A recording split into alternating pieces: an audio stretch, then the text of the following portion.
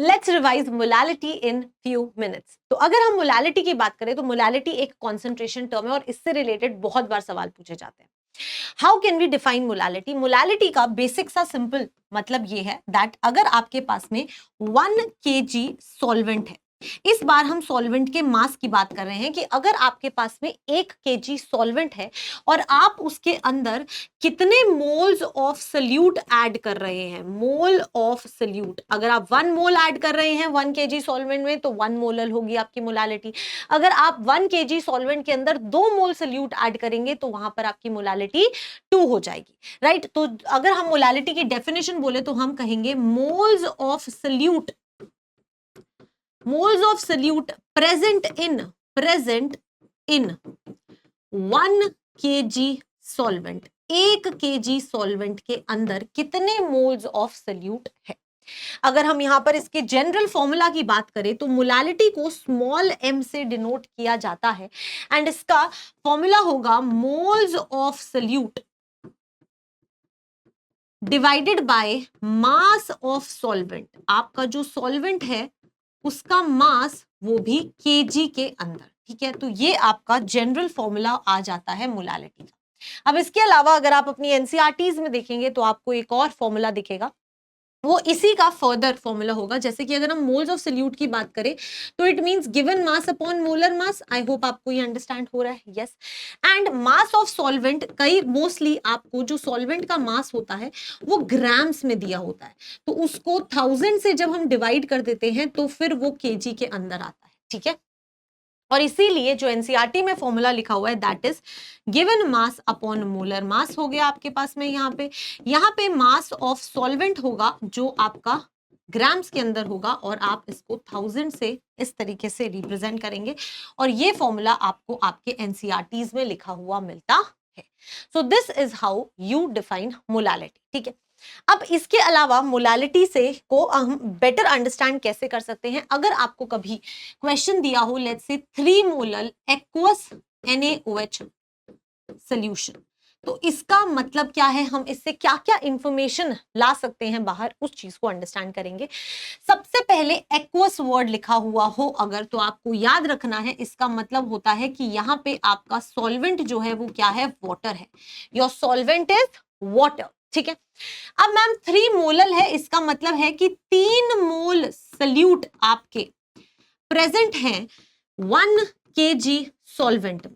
अब अगर आप गौर से यहां देखेंगे बेटा तो आप क्या कह सकते हैं दैट सॉल्वेंट वाटर है तो NaOH क्या है, आपका सल्यूट है। इसका मतलब है 3 मोल आपके NaOH के प्रेजेंट है 1 kg सॉल्वेंट क्या है इस बार बेटा, वाटर है, यानी कि 1 kg वाटर। 3 मोल्स है तो यानी कि मैम हमें पता है दैट अगर हमें मास निकालना होता है तो number of moles into molar mass से निकाला जा सकता है। तो नंबर ऑफ मोल्स 3 है, मोलर मास 40 ग्राम्स होता है, तो 120 ग्राम्स आपका मास आ गया NaOH का। तो आप कह सकते हैं कि एक्चुअल में आपके पास में 120 ग्राम NaOH प्रेजेंट है बेटा 1000 ग्राम वाटर के अंदर। देख रहे हो आप, एक ही चीज से हमने कितनी सारी इंफॉर्मेशंस निकाल ली।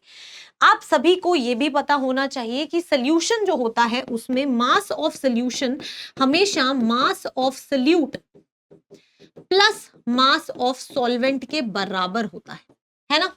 हाँ, तो इसका मतलब है मैम हम कह सकते हैं दैट जो यहाँ पे हमारे सॉल्यूशन का मास आया वो कितना आ गया, 120 सल्यूट का मास है दैट इज NaOH का, और 1000 आपके सॉल्वेंट का मास है, तो 220 सो सॉरी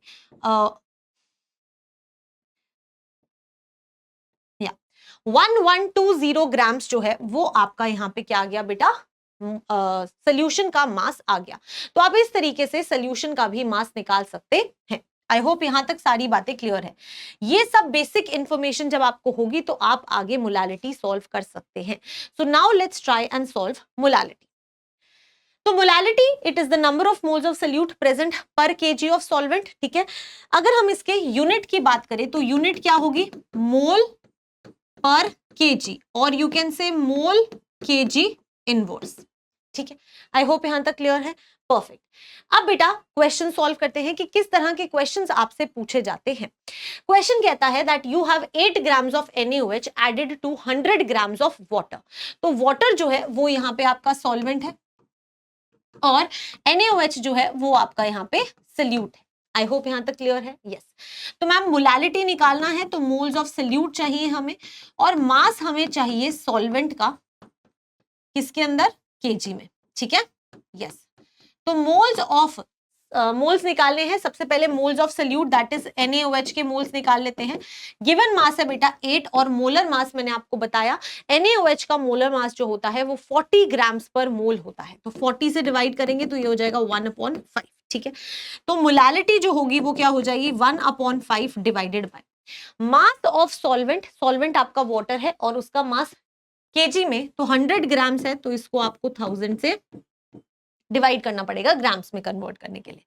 ये जाएगा so you will have 1/5 into 10/1 which is equal to 2 molar. ठीक है तो 2 मोलर जो है वो आपके मोलालिटी आ गई। आई होप यहां तक क्लियर है। बहुत ही इजी बेसिक सा क्वेश्चन था। Yes calculate the molality of the solution हो गया। Let's move forward. अगला किस टाइप का क्वेश्चन आपसे पूछा जा सकता है। अब ध्यान से क्वेश्चन को देखो।